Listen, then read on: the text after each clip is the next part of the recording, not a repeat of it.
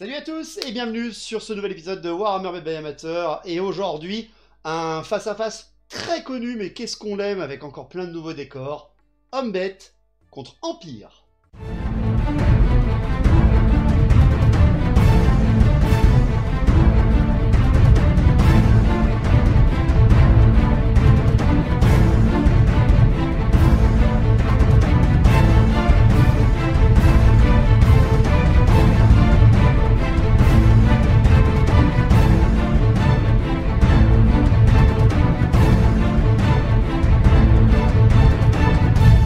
Bienvenue sur Warhammer Made by Amateur. Guten Tag, c'est Otmar. Alors aujourd'hui on va poutrer de l'Humbet efficacement. Alors pour ça on a ramené la bonne vieille arme. Du coup, je vais vous parler de ma liste. Elle est composée en général d'un général de l'Empire, bien équipé, avec une paire de lames d'escrimeur, l'amulette d'Ulric et le Haume du Dragon. Tout ça monté, évidemment, sur son griffon impérial, parce que c'est le patron. Ensuite, on a une petite cohorte de héros. On a un maître ingénieur à cheval avec un pigeon bombardier. Ensuite, on a un prêtre guerrier à cheval aussi, avec un petit bouclier et un carapaçon. On a un mage niveau 2 avec un PAM, parce que cette fois-ci j'apprends de mes erreurs. Et ensuite, on passe à l'infanterie, le nerf de la guerre, une cohorte de 40 lanciers, parce que c'est hyper efficace, ça tient tout. Suivi de 2 détachements de 20 halbardiers, et 8 chevaliers armes lourdes. L'artillerie, le parc, composé d'un grand canon, d'un terrible mortier, d'une batterie de tonnerre de feu et Héliobolis de Hys. Aujourd'hui, les Humbet de mon côté, ma femme me regarde, je ne peux pas être non victorieux, bien sûr. Allez, aujourd'hui, pour ce qui est de la liste d'armées des Humbet, je vous propose un seigneur des bêtes, tenace, invulnérable de 4, plus une attaque, armure de 4+, donc bien costaud. Il est accompagné d'un chef Humbet avec la bannière +1 en force et il a un don démoniaque lui permettant d'avoir jusqu'à armure 2+, monsieur. Vous rajoutez à ça 2 chamans niveau 2, un accompagné d'un PAM et l'autre tout nu. Avec tout ça, 2 fois 10 pierres Angor parce que c'est un peu la marque de la chaîne. Vous avez également 2 fois 29 gore et étendards musiciens et 2 armes. Et un petit char Humbet parce qu'il faut bien qu'un truc soit blasté tour 1 au canon. Vous rajoutez à ça, à l'unité spéciale, mon pâté de 23 bestigors, étendards et musiciens, et 3 minotaures avec étendards et musiciens aussi, parce que c'est toujours drôle de les mettre, et 5 centigores avec lance et bouclier. Pas de monstre pour cette game, et surtout, avoir appris que les centigores sont pas cavalerie légère. Mais cela 5 minutes avant de les poser, c'est pas grave. Vous allez voir ce que ça va donner. Tout de suite, les déploiements. Alors, avant de vous parler du déploiement, 2 choses. Déjà, la magie, bien sûr, en domaine, bien entendu. Il avait choisi le domaine de l'ombre avec son sorcier niveau 2, Guillaume, donc une première pour lui, et il a eu les lames mentales d'Occam et le primaire, donc les miasmes mystificateurs, sans compter toutes les prières de son prêtre guerrier et l'héliobolis de Hys. De mon côté, j'ai pris un doublon de la bête, j'ai eu un sorcier qui a eu le primaire et la lance d'ambre, et un autre qui a eu à nouveau le primaire et le +3 en force et en attaque. Donc une magie voilà, qui va plus être là pour booster qu'autre chose, malgré quand même chacun un bon blast avec son force 8 de l'héliobolis et moi la lance d'ambre. Ensuite, c'est la table. La table en elle-même, vu qu'on a sorti les nouveaux décors des ruines sur cette table, on a aménager les décors, c'est-à-dire que vous avez la tour tout en bas à gauche qui est un bâtiment tout à fait classique, vu à 360 où vous pouvez mettre même une machine de guerre, et enfin tous les autres décors de bâtiments détruits. Alors bien entendu les barrières et tout ça sont des simples obstacles.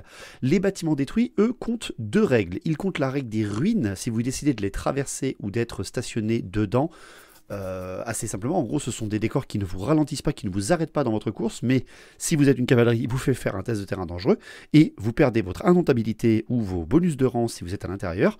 Par contre, vous en avez certains qui possèdent des étages supérieurs, surtout ceux de l'abbaye au centre, et quelques-unes des maisons, et tout simplement, c'était soit on les comptait en ruine quand on passait dessous, soit on disait « mon régiment est à l'étage supérieur, avec un maximum bien sûr de 20 personnes, 20 figurines maximum pour ce bâtiment-là, pour cet axe-là, et là, ça prend tout en compte les règles de bâtiment, le couvert, la vue à 360, la 360 ou l'indomptabilité automatique quand vous êtes à l'étage supérieur, question de mettre voilà, un petit peu de décor spécifique pour cette bataille. Donc pour le déploiement, le but du jeu est très très simple, on a une pierre des hardes en plein centre, le joueur qui a le plus d'unités autour à la fin du dernier tour gagnera la partie, il faut être à 6 pas autour, question voilà, de mettre au moins un objectif sur la table. Mon déploiement, j'ai commencé avec mes Centigores sur mon flanc gauche, suivi des Minotaures juste à côté. J'ai mis ensuite en plein centre mes 2 régiments de Ungor légèrement devant mes 2 petites fléchettes de tirailleurs vers les bâtiments pour tout de suite aller prendre des bâtiments. Et ensuite, j'ai mis mon régiment de Bestigor avec mon général et ma grande bannière, entouré des 2 régiments de Gore avec les chamans. Et enfin, sur mon flanc droit, mon char, c'est un char classique, hein, même s'il est tiré par une bestiole spécifique, c'est bien un char classique d'unité de base des hommes bêtes. En face, Guillaume de son côté a fait un déploiement très défensif, en même temps avec une armée comme la sienne, c'est normal. Il a placé sa horde en colonne tout d'abord avec ses 2 détachements au niveau de la tour. Il a mis l'héliobolus derrière, le tonnerre de feu entre la tour et l'héliobolus. Dans la tour, il a mis son canon avec le maître ingénieur. Derrière le détachement de droite d'Albardier de sa horde, il a mis le mortier. Et enfin, sur le flanc droit, les chevaliers avec le ingénieur pigeon bombardier et le prêtre guerrier. Le maître ingénieur pigeon bombardier, c'est un peu sa marque de fabrique maintenant, comme un petit peu le répurgateur pour ceux qui suivent cette chaîne et qui connaissent Guillaume. Et enfin, sur son flanc gauche, le général sur Griffon. Il n'y avait pas d'avant-garde pour cette game, et le premier tour a été pour les impériaux, vu qu'il a déployé très rapidement ses unités. Donc on y va pour la bataille. Premier tour des impériaux, bien entendu, aucune charge. Il reforme déjà ses unités, évidemment. Il reforme sa horde pour qu'elle avance très légèrement en reformation et que ses détachements prennent position juste après. Il fait avancer ses chevaliers quand même à longue portée des Minotaures ou quoi que ce soit pour éviter un incident diplomatique de premier ordre. Et il fait bien sûr surtout avancer son général sur mon flanc gauche, se protégeant du char derrière l'obstacle et venant tout simplement menacer l'arrière de ma ligne. À la magie, il fait un double 4, il tente l'invulnérable de 5+, en prière avec son prêtre guerrier sur ses chevaliers, il la passe et moi je la laisse passer. Il tente la relance des blessés loupés sur ses chevaliers, là aussi en prière, et il se loupe. Il tente le moins 1 des 3 en mouvement sur mes Centigores avec le miasme mystificateur vu qu'il a une portée énorme, le primaire de la bête, il le passe et à nouveau je laisse passer, ce qui fait qu'il m'enlève seulement, j'ai de la chance, un seul point de mouvement. Et enfin, il tente l'héliobolus avec les derniers dés qui lui restent, avec les 4 dés qui lui restent sur le char. Et il me fait un irrésistible, il me fait un pouvoir irrésistible, ce qui fait que moi je suis couillé, j'avais gardé tous mes dés pour empêcher l'héliobolus et tout va bien parce que c'est un objet de sort inné, donc il ignore le fiasco et l'objet de sort ne se brise pas. Et il me fait une force 8 en des 3 PV dans le char et m'enlève 2 PV dans le char, donc comme je l'avais prévu, le char mourra tour 1, et ça va faire mal. Pour passer au tir, le mortier tire sur les gores. Alors le mortier c'est le grand gabarit, tout est à force 2 sauf le truc dessous qui est à force 6. Donc il me fait un hit il dévie de quelques pas à peine sur les gores et me touche 12 gores et m'en bute 4 s'il vous plaît. Donc le mortier est impressionnant, voilà, il faut le préciser quand même, c'était très impressionnant. Le canon tire en direction du char, bien entendu, il se met à 6 pas devant, à 7 pas devant exactement, et il fait 6 et 2, ce qui fait qu'il se plante, non, il fait 4 et 2, il se plante pile poil devant le char, donc ça c'est dommage, et après il tente le feu d'enfer sur les gores, et il dévie malheureusement de 10, et donc ne fait rien. Pour finir, il balance son pigeon en direction des gores qui sont à l'abri des ruines des bâtiments derrière. Malheureusement, le pigeon explosera en plein vol, sans dommage. Donc franchement, j'ai perdu 4 gores avec un mortier, donc ça c'est à marquer déjà, et ensuite le canon et l'héliobolus qui n'arrivent pas à one-shotter le char, donc ça me va très très bien. Pour ce qui est de mon tour 1, Je fais à peine un entonnoir déguisé, bien entendu, sur mon flanc gauche avec mes Minotaures et mes Centigores qui se replacent pour menacer les chevaliers. Pour mon flanc droit, je me reforme avec le char, je fais une reformation, etc. Et je me le redéplace pour pouvoir menacer le Griffon s'il vient charger Maegor. Enfin, les Ungors, eux, rentrent dans les bâtiments, bien entendu. Ils rentrent dans chacune des ailes des bâtiments que je leur avais assignés. Les Bestigors, eh bien, traversent la ruine, comme je vous ai expliqué, on pouvait décerner, soit ils traversent la ruine, soit ils vont dans le bâtiment. Ils se placent directement à portée de la pierre des Hardes, tandis que le dernier régiment de Gore, lui, vient se placer en plein centre. Il voit le général sur le Griffon pour une possible lance d'ambre, vu que c'est une grande cible. Question de pouvoir mettre un petit peu des bâtons dans les roues à Guillaume. À la magie, je fais seulement 3 et 2, et il y a un dé gratuit grâce à l'Heliopolis et une canalisation du prêtre guerrier, donc il a 2 dés, donc on est à égalité. Je tente d'abord le plus en force et en endurance sur mes Gors qui sont sur mon flanc droit, qui voient le Griffon devant eux, je le passe, mais je suis dissipé, et après je tente à nouveau le plus en force et en endurance avec les 2 derniers dés, avec le chaman dans leur rang, dans ce même régiment, question d'être sûr et certain quand même de lui faire peur, même avec son Griffon, et là ce coup-là je loupe, donc ça sonne très mauvais pour moi déjà. Bon, je risque d'être indomptable quand même, vu que j'ai quand même beaucoup plus de rangs que son Griffon, mais ça risque de faire très très mal. Au tir, mes Ungors, j'ai un régiment qui est à portée de tir sur les chevaliers, je tire, je ne fais absolument rien. Et le deuxième, par pur sadisme, tire sur le général et surtout pour essayer de blesser le Griffon, mais ne fait rien non plus. Je n'ai fait aucune perte au premier tour chez les Impériaux, alors qu'eux m'en ont déjà fait. Ça sent mauvais pour le tour 2. Tour de les Impériaux, Guillaume attend encore un tour, c'est-à-dire qu'il ne fait aucune charge. En mouvement, il fait s'envoler son poulet géant derrière ma ligne de mon flanc droit, ce qui fait qu'il vient énormément menacer tout le monde avec ce monstre volant terrible. Pour finir après, avec ses mouvements, il recule, ses chevaliers armes lourdes avec son prêtre guerrier et son ingénieur. Mais la seule chose qu'il fait quand même d'important avec son ingénieur, c'est que son ingénieur sort du régiment et vient se mettre juste au bord des ruines, question de pouvoir avoir une meilleure angle de vue. Et derrière, ces chevaliers, eux, reculent tranquillement. Pour ce qui est après de ces infanteries, il les décale très légèrement sur la droite, sans vraiment venir menacer quoi que ce soit d'autre, vu qu'il reste très défensif. À la magie, il fait 5 et 1. Pas de canalisation des deux côtés, donc directement il tente le miasme sur les Bestigors. Il me vise le mouvement et je décide de le laisser passer. Il m'enlèvera aussi qu'un seul point de mouvement, donc ça me va. Derrière, après, l'Heliopolis balance tout sur le char avec les dés qui lui restent, mais j'arriverai à le dissiper, question de le forcer à tirer sur le char et à ne pas utiliser ses armes les plus puissantes, y compris le canon et l'Heliopolis, sur autre chose. Au tir, il balance le tonnerre de feu sur les Bestigors. Et malheureusement, il fait un incident 2 et il explose. Ah là là, je voulais bien voir ce que ça donnait, moi, cette machine. Même sur mes proto-troupes, j'aurais accepté ça. Mais bon, non, malheureusement, ça ne passera pas. Pour ce qui est du mortier, il tire sur les Bestigors également. Il déviera beaucoup trop et ne me fera absolument rien. Pour ce qui est après du canon, il tire non pas sur le char comme je m'y attendais, mais sur les Bestigors. Finalement, il décide d'abandonner le char et il m'en butera 3 avec un tir assez précis. Pour finir, le pigeon bombardier sera redirigé vers les Gors, bien entendu, qui sont de l'autre côté des ruines. Mais à nouveau, le pigeon explosera en vol sans faire de dommages. C'est justement dommage. Pour ce qui est du tour 2 des hommes bêtes, ben, je fais aucune charge. Je fais aucune charge parce que j'ai rien en vue, je suis trop loin, donc je me replace. Je retourne à nouveau mon char, j'utilise son mouvement et après je fais sa reformation gratuite, vu que c'est une figurine unique, vers l'arrière et je replace mes Gors pour protéger mon arrière de ligne. Pour ce qui est après du reste, mes Gors viennent rejoindre les Bestigors au centre de la pierre d'arbre pour venir vraiment montrer que ici maintenant c'est chez nous, hein. Tant pis pour les hommes de l'Empire, mais on a laissé notre sorcier à l'arrière, hein. Les Gors ont laissé le sorcier à l'arrière parce que c'est lui qui a la lance d'ambre, justement, c'est lui qui pourrait peut-être wipe out le général ou quoi que ce soit. Derrière après, pour ce qui est de la fin des mouvements, je place mes Minotaures à 15 pas et mes Centigores à 16 pas des chevaliers. Question de pouvoir forcer un peu Guillaume à venir charger et à peut-être faire une erreur. À la magie, je fais 4 et 1, donc pas génial, mais il a son dé gratuit grâce à l'Heliopolis, donc on est encore égalité.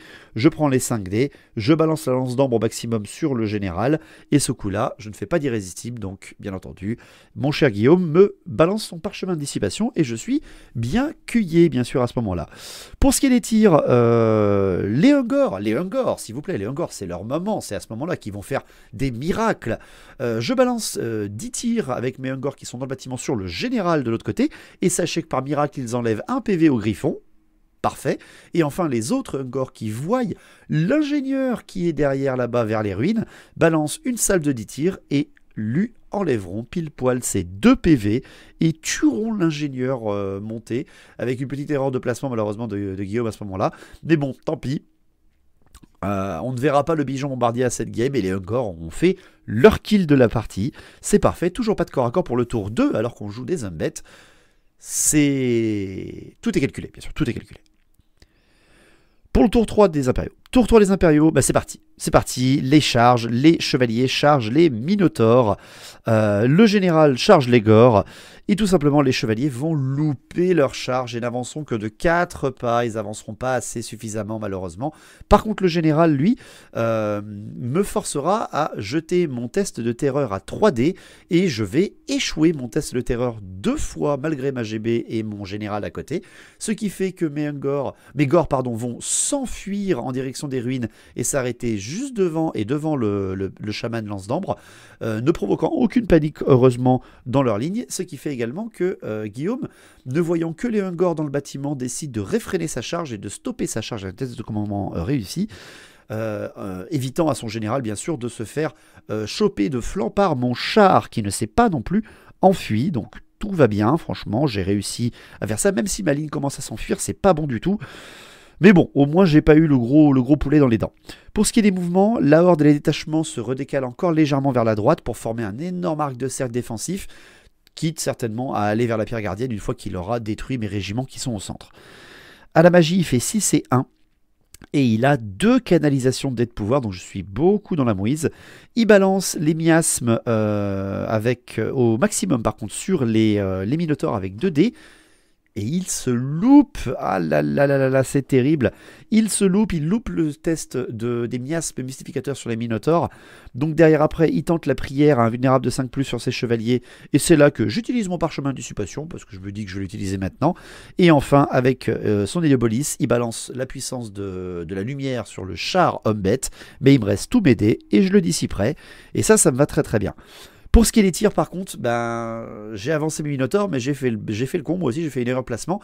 J'offre mon flanc au canon qui est dans la tour, et ce qui fait que il tire sur l'axe complet de mes minotaures, et heureusement pour moi, il tire un tout petit peu trop loin, et m'en tuera par contre un directement, ça fait mal, et en plus derrière son tir allant un peu trop loin touchera les Centigores qui sont derrière et m'en butera un autre, donc oui, un petit canon là sur le flanc, ça fait mal quand même.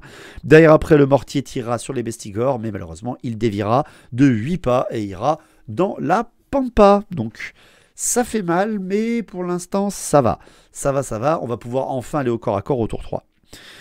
Donc tour 3 des Umbet, là, je fais même une triple charge, je balance Minotaure, Centigore et Gore sur les chevaliers. Oui, je fais traverser les ruines à mes Gores pour aller charger les chevaliers. Derrière après, donc sachez que les 3 charges réussissent, et ça c'est beau. Donc ça va faire très mal à ces chevaliers, mais bon, il suffit qu'il ait mis une couronne de ténacité et je suis couillé. Derrière après, je fais en mouvement pas grand chose en fait, tout simplement. Je fais le simple mouvement de ralliement de mes Gores qui sont en train de s'enfuir. Et je le loupe 2 fois avec mon commandement 9 relançable, ce qui fait qu'ils continuent leur petite fuite, heureusement sans provoquer de panique du chaman derrière, parce que là ça m'aurait vraiment embêté. Ce qui fait que le char, je le retourne et le dirige vers la ligne humaine, parce que le général va faire que tourner autour et mon char ne va pas servir à grand chose, donc je décide de l'envoyer vers son destin.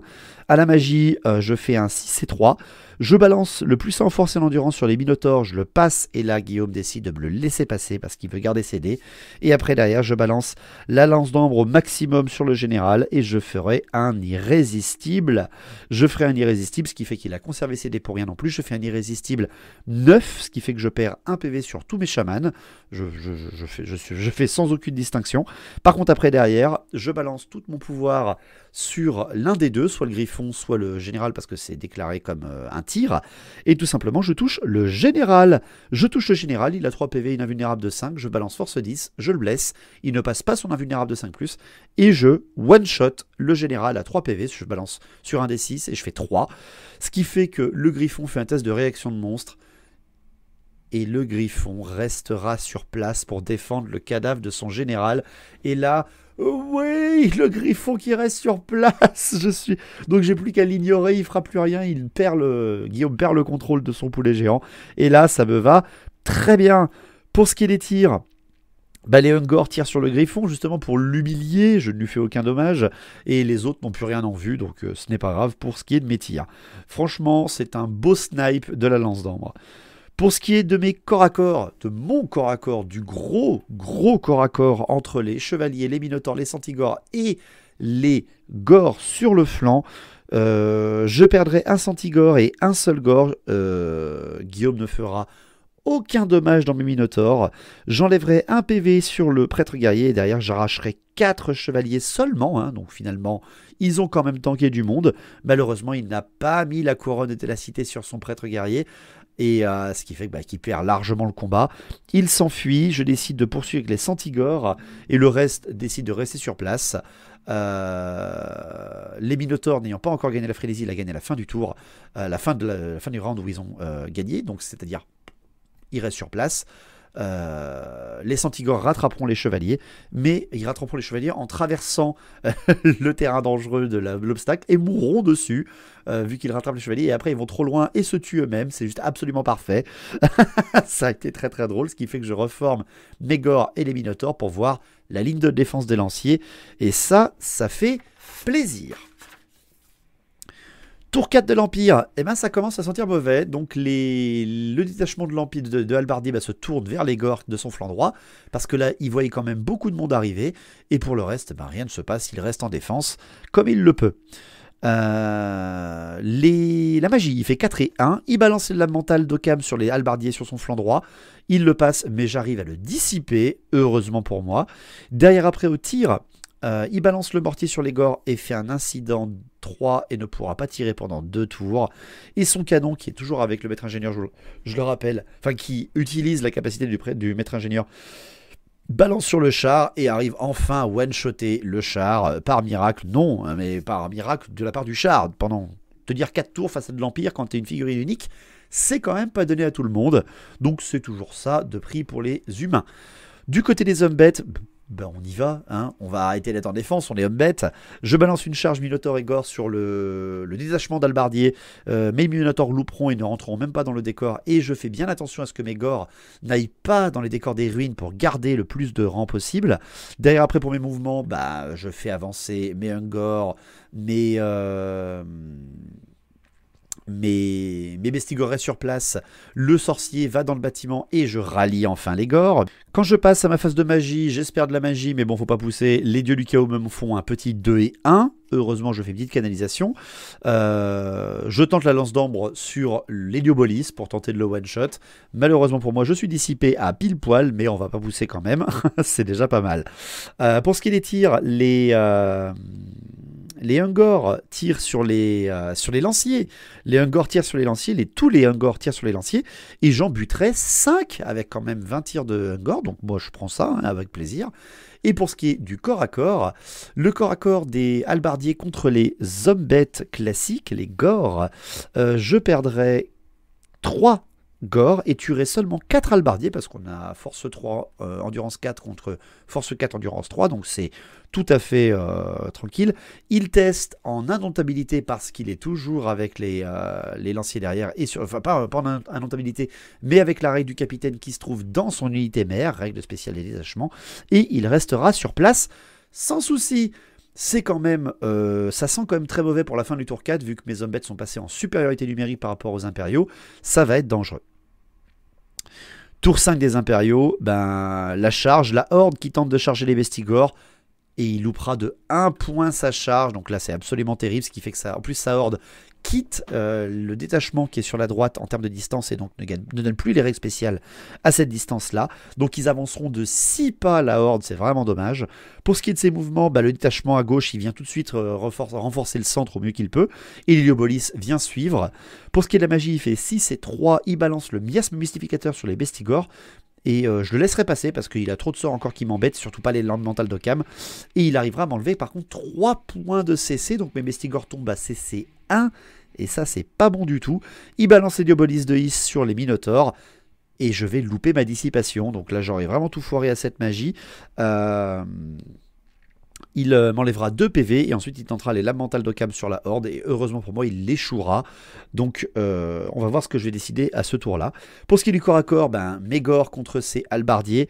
On s'en tue 3 chacun, mais j'ai encore beaucoup trop de rangs par rapport à ces petits halbardiers. Ils vont s'enfuir et je ne les rattraperai pas, je resterai à 1 pas juste derrière, ce qui on va dire m'arrange un petit peu quand même. Surtout que c'est mon tour après. Et ça sent mauvais pour lui, parce que vu que je n'ai pas rattrapé, je reste en vue de l'Héliopolis avec Mégor, vu qu'ils ont à peine avancé. Et ça, c'est super cool pour moi. Donc, déclaration des charges, j'y vais. Les Gors chargent les halbardiers. Ils sont obligés de s'enfuir. Je tente de rattraper ma charge, de rediriger ma charge, et je réussis ma redirection de charge que je dirige vers l'Héliopolis. Derrière après, les Minotaures, les Ungors et les Bestigors viennent charger la horde, parce que même si j'ai CC1, j'y vais quand même, on y va pour le beau jeu, et surtout pour que les Ungors arrivent à tuer le sorcier au corps à corps, ça serait absolument parfait, pendant que les Minotaures reprennent de flanc. Ça va faire très mal, et vu comment il a aligné son Héliopolis, Mégor, s'il tue l'Héliopolis avant le corps à corps, je pourrais les amener dans le corps à corps avec tout le monde, et faire un gros pugilat au centre.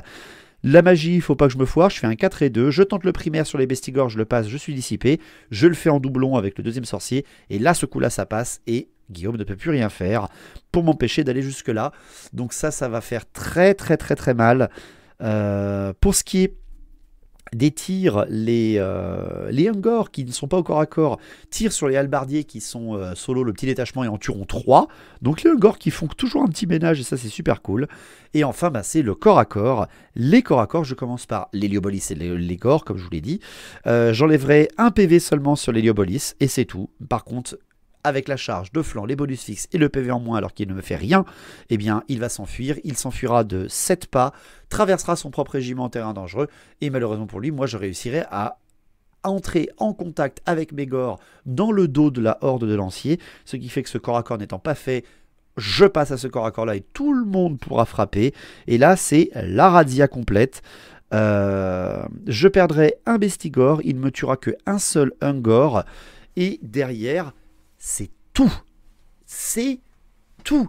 Toutes les attaques que fait Guillaume sur les Ungors pour marquer le plus de points possible échoueront. Toutes, vraiment toutes, c'est vraiment immonde. Ce qui fait que derrière, mes Ungors frapperont le sorcier. Et heureusement pour Guillaume, ne lui tueront qu'un seul PV, avec 6 attaques. Et derrière, par contre, j'arracherai 22 lanciers au corps à corps. C'est une violence énorme. Il perd bien sûr son indomitabilité et il n'a pas mis la couronne de ténacité sur un de ses héros dans ce régiment-là.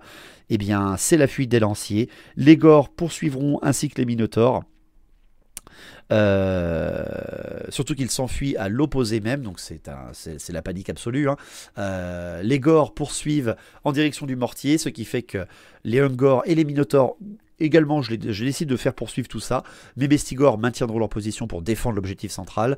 Les Gors vont rattraper la horde et en plus encaisser le mortier derrière, tandis que les Minotaures et les Ungors seront beaucoup trop courts. Et c'est ainsi que va se terminer le tour 5, qui au final va finir sur un tour 6 immonde. Tour 6 immonde de l'Empire.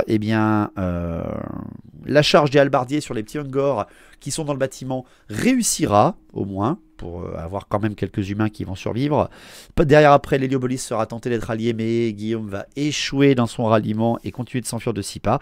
Au canon, il décide de tirer sur les Minotaures parce qu'il est toujours là, le canon avec le maître ingénieur dans la tour. Et là, Guillaume va faire un perfect, vraiment un perfect. Il va même toucher les Ungors qui sont devant. Il va me décapiter un Ungor qui est devant et va me tuer les 2 Minotaures en une magnifique brochette de son canon. Donc franchement, c'est un bel acte. Et pour ce qui est du corps à corps, le mortier se fait exploser par les Gors, bien sûr, qui vont se refermer, mais je tiens à préciser quand même que les mecs du mortier vont tuer un gore avant de mourir, et je vais donc reformer mes gores en direction de la tour, et les halbardiers contre les Ungors qui sont dans le bâtiment, eh bien, je tuerai un seul halbardier et lui me tuera 2 Ungors, mais je suis indomptable dans un bâtiment, ce qui fait que les halbardiers vont être repoussés en dehors du bâtiment et vont avoir de flanc les bestigors, ce qui fait que bah, ça va sentir mauvais. Tour 6 des hommes bêtes, la charge des bestigors sur l'héliobolis qui s'enfuit. Je tente de rediriger ma charge et je la redirige sur le flanc des halbardiers. Derrière après, les gors chargent la tour mais se loupent par contre ce coup-là. Et enfin au mouvement, mes Ungors vont dans le bâtiment, les gors se ramènent vers le centre, etc. Bref, on s'approche du mieux qu'on peut. À la magie, je fais 3 et 2 et une canalisation. Je tente la lance d'armes sur l'héliobolis et je me prends une dissipation auto malgré le fait d'avoir lancé 6 dés contre 3. Donc ce qui fait que l'héliobolis ne sera pas tué à la magie. Au tir, je balance tout sur l'héliobolis avec mes Ungors, tout ce que je peux, et j'enlèverai un petit PV en plus. Donc franchement, les Ungors, vachement bien. Et enfin, au corps à corps, les bestigors contre les halbardiers, eh bien, j'exploserai 10 halbardiers et ne me prendrai rien dans la tronche. Ce qui fait que les halbardiers vont s'enfuir et je ne les rattraperai pas, ni même l'héliobolis. Je resterai à un petit pas derrière. Ce qui prouve bien que les hommes bêtes ont ravagé les lieux. L'héliobolis et les survivants halbardiers se dirigent vers le griffon pour s'envoler dessus, tandis que les mecs dans la tour vont devoir défendre leur vie contre ce qui arrive vers eux. C'est une victoire homme bête. Ma femme peut être fière de moi. Bon, alors Otmar. C'est bien les hommes bêtes, hein. Oui. C'est pourri comme bête, hein, franchement. C'est un hélas de merde. Ouais, non, franchement tout est à jeter. C'est J'ai jamais vu un truc si pourri. Non. C'est bien marrant. C'est corps à corps. Ça, c'est force et ses faiblesses. Ouais, voilà, complètement. Ouais, c'est. Bah, moi, bon, j'ai découvert parce que bon, je t'avais mis une armée. T'avais mis surtout aussi une armée cool pour de l'Empire. Moi, j'avais envie de sortir des trucs à la con. Ouais. Mais bon, une lance d'armes qui passe, c'est le général. Combien de points le général? 406. Ouais, bah, ouais, 406. Il était censé remonter la game en fait. 20% de ton armée qui ne font rien. Bah, c'est vraiment, putain, ouais. Parce qu'il est, je pense qu'il est vraiment costaud une fois arrivé au CAC. Hein. Ah, bah, complètement. Il pouvait meuler n'importe quoi, franchement, sans aucun souci. Il scotchait, il gluait. Ouais, complètement. J'avais même pas mis de Sigor, donc il était pas inquiété en plus par ça. Il y a que la lance d'armes qui pouvait l'inquiéter. Ouais, ça a été fatal. Et je sais pas, les chevaliers peut-être. 3 régiments dessus. Et puis surtout, pas de ténacité quoi. Guillaume, bah, écoute, il m'a fallu un an pour comprendre qu'il fallait mettre une GB, c'est fait. C'est vrai. Un an de plus pour le pape. Maintenant, c'est la couronne de ténacité. Oui, bon. On apprend doucement. Voilà. Puis on passe un petit plaisir, voilà, c'est le but. La table. J'ai envie presque envie de dire le vrai somme, le vrai sel, c'est la tonnerre de feu. Ouais, le tonnerre de feu qui pète et qui fait rien. En fait, je lui ai dit pendant la game, montre-moi ce que ça vaut parce que j'hésite à en prendre un, tu vois, tu sais. Désolé, Game Workshop. Bon, non, ouais, ça va, Game Workshop, ça va, c'est bon, hein, je l'aurais déjà assez donné. Il est rigolo, mais. Ouais. Les Santigors qui font quelque chose, les Ungors, encore une fois, qui ont fait des bonnes petites surprises. Déjà, ils ont pris tout le schnapps. Ouais. Ah, ils ont bu, ils ont bien bu. Mais non, franchement. Moi, les petits Ungors qui tuent l'ingénieur par surprise, c'est une erreur de placement en fait, ouais, je pense. Oui, bah moi je le. C'est un oubli. Ouais, un oubli de règles et moi je me disais, bon, il est à l'abri, au pire. En fait, je pensais que ça allait pull Ténidotor. Bah oui, mais non. Et du coup, après, ouais. Oh merde. Et je me suis dit, si je fuyais, bah je t'offrais mon flanc. Ouais, c'était. Donc il fallait que je tienne. Ouais. Mais bon, ouais, après, la ligne défensive, surtout en plus de tes lanciers avec les 2 halbardiers, un petit couronne de ténacité, tout le monde l'avait. Ah oui, non, bah, vénère. On apprend toujours de ses erreurs. Ouais, bah pareil, t'as Devastator qui était venu avec son frère, il m'avait sorti Karl Franz à pied dans une horde d'épéistes avec 2 détachements, tout le monde tenace autour. Ouais, c'était relou. Bon, je lui ai envoyé 8 unités sur la gueule, il est mort aussi, mais voilà, quand même. Mais bon, ouais, donc quand même, la table, qu'est-ce qu'on a pensé? Très belle. Gros décor, hein, on s'est amusé, on s'est amusé. Avec une petite règle spéciale, très drôle. Voilà, et c'est toi qui as voulu mettre la pierre aussi. Hein. Ouais. Oui, bah on a rigolé. Franchement, c'était une bonne game. Tu n'as pas été annihilé parce que ton canon est toujours là. Et le griffon aussi. Et tout le monde va vers le griffon. Et tout le monde va vers le griffon. Emmène-nous s'il te plaît. Sauve-nous. Ouais, c'est ça. Ouais, bon. Tu reviendras. La prochaine qu'on fait, normalement, ça va peut-être. Il y aura une couronne de ténacité. Voilà, c'est ça. On va peut-être mettre Volkmar contre Morgur ou Marcus contre Morgur. On hésite, on va voir un petit peu. Mais ça veut dire. Quoi. Ouais, ça veut dire fin de Léon. Alors, c'est dans les deux. Putain, c'est clair, j'avoue. Bon, en tout cas, merci à toi. Ce magnifique cosplay d'ailleurs, en plus, absolument superbe. Faut bien qu'on Ouais, les non. sorte. Oui, c'est tout doux. C'est vrai. Oui, bien sûr. Donc merci à tous. On se retrouve bientôt pour une nouvelle game. Merci à toi. Et longue battle, vrai battle. Ciao.